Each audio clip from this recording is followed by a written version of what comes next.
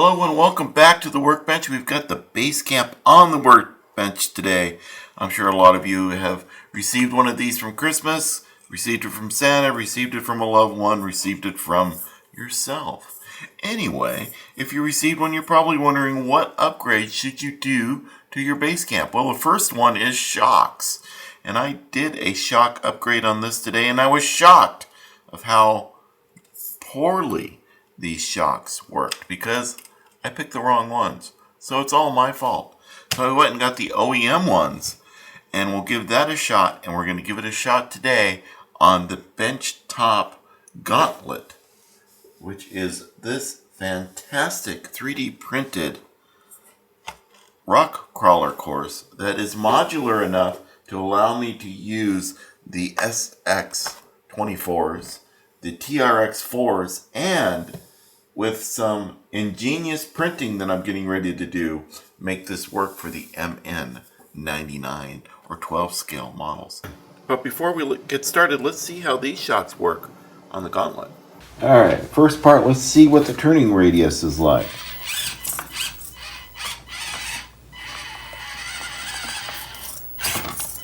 Not too great. I don't know if the shocks are going to help that or not. Well, this is the first obstacle.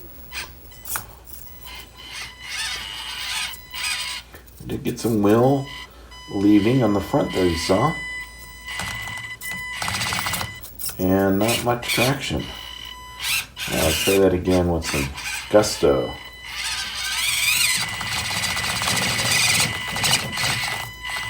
There it goes. I don't know if shocks will help that or not. It might, because some of the wheel lifted.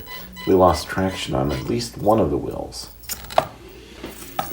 Alright, the second obstacle.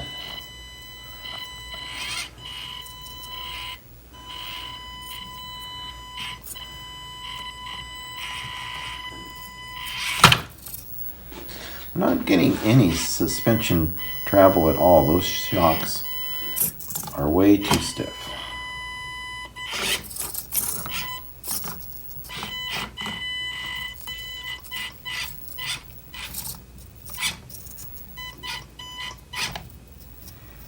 So right now we've got that back wheel off the ground.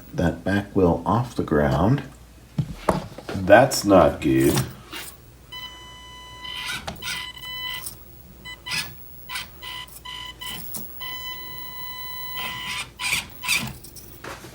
This one should be no problem. It shouldn't lift any wheels off the ground. It's lifting that front wheel off quite a bit. Look at that. Holy moly. And now the back wheel's off. Okay. I think we've got a good benchmark. Let's get those shocks swapped out. As always, we remove the body first, and now we're going to remove the old shocks. But before we remove the old shocks, we are going to remove the wheels. And to do that, you're going to need a 4mm box. That will remove the nuts off of the wheels. One little trick is put the nut back on the wheel for two reasons. One, this thing won't get lost, and two, the nut won't get lost.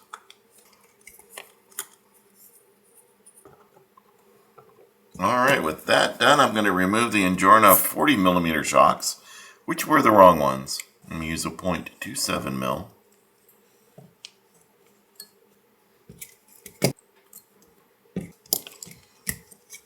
Alright, those are removed. Now there are a couple holes on here that you should be aware of. There's a hole here. That's the one for the OEM shock mounting spot. There's also another hole right here, and that's the one for the body post. I put the 40mm shocks on those holes thinking that I could make it work. Didn't. The same on the front. We have a hole here. We have a hole right there, and we have one right there that goes through the body post. So I took out the ones for the body post and put them in, so I need to get those and put those back into the right spot. This is a little kit I found on the Amazon. It's not sponsored. But there is an affiliate link down below that contains all of the screws you would ever want or need for your SCX24.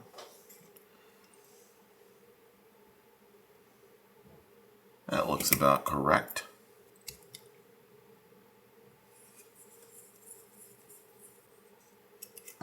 Alright, let's get these shocks out of these are the best scissors ever made.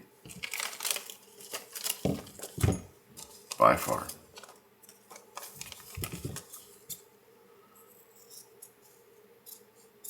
Alright, this comes with a bunch of these little guys.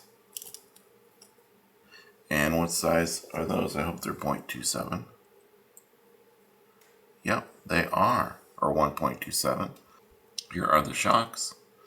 They feel pretty good. They are, I think they are lacking oil. Let's see. Can we open these? I don't know. Yes, we can. Open them on the top. They have plenty of oil in them, so that is good. It just needed to be exercised. Alright, let's get the new shocks on. I already figured out how to do one.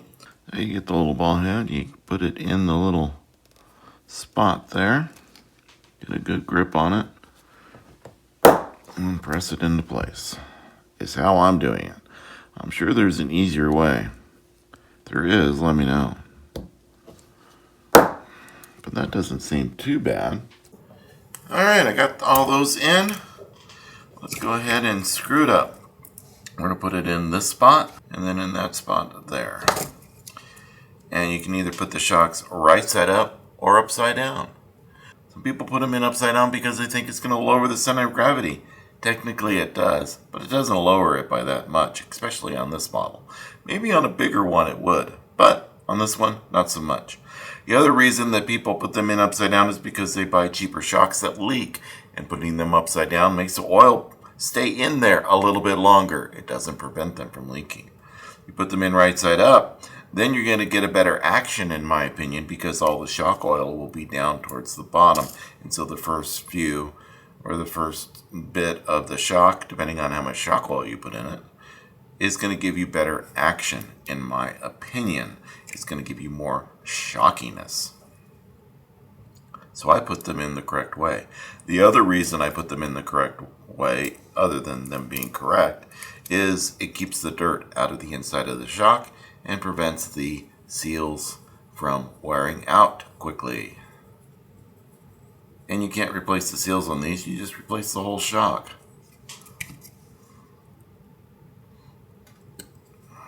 Because we live in a disposable society.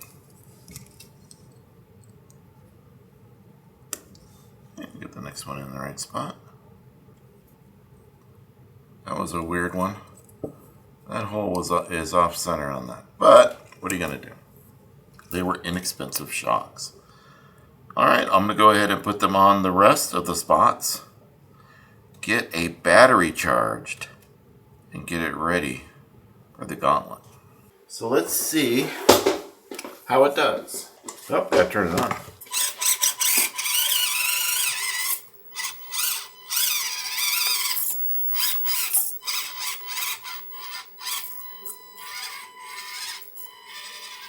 That's better. That's a lot better. That is a lot better than those other shocks. Alright, here we go.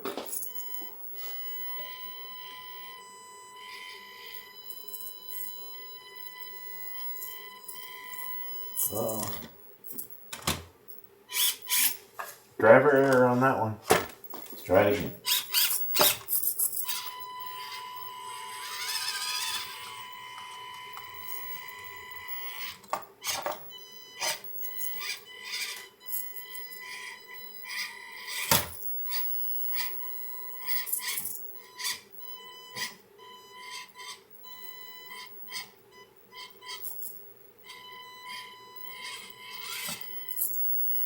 Alright, let's see how it is.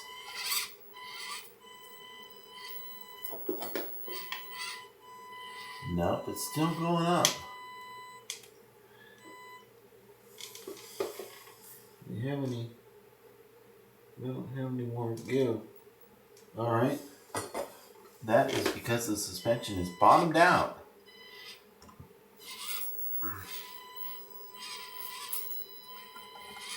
Better. So are these shocks better or worse? I would say that they are a bit better. Even though at this part right here, it still does that. I don't quite have the flex, and I think that is just mainly because of the suspension travel. But at the first part, up here, at the first part right here, this is where I really noticed a difference. Right there, that wheel would have been off the ground and we lost traction. So yeah, I would say these OEM shocks are better for the base camp. Does this mean they'll be better for yours? I don't know. It's up to you and your driving styles and methods and how you want your base camp to look. But for me, I'm happier with these shocks than I am with the 40mm shocks. So, thank you for watching. I hope you learned something. I hope you get out there and play with your base camp. And, yeah, have fun crawling.